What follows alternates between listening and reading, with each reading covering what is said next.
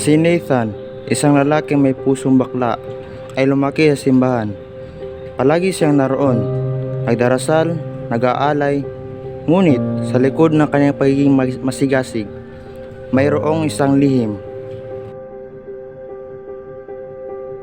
Sa kabila ng kanyang debosyon, nahihirapan si Nathan, talikuran ng kanyang bisyo at ang kanyang relasyon kay Mark, na parehong lalaking minahal niya ng totoo.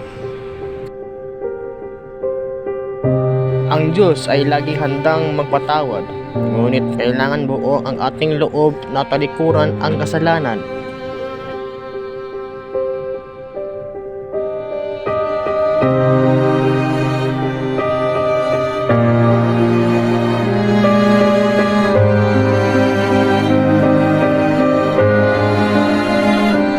Mark, hindi ko alam. Nahihirapan ako. Para ako walang kwentang tao. Nat, mahal kita, pero unahin mo muna ang sarili mo.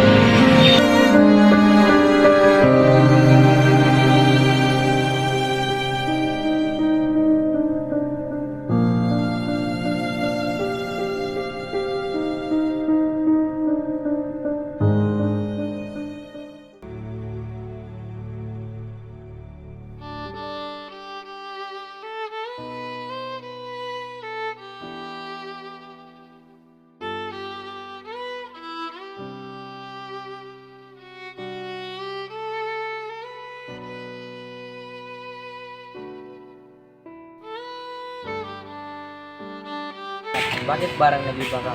Dahil nakilala ko ang Diyos. Gusto ko siyang sundin kahit mahirap.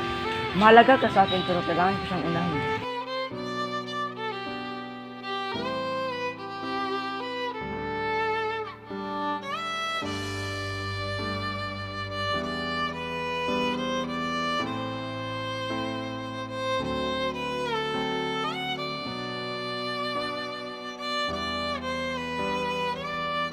Lord, patawad.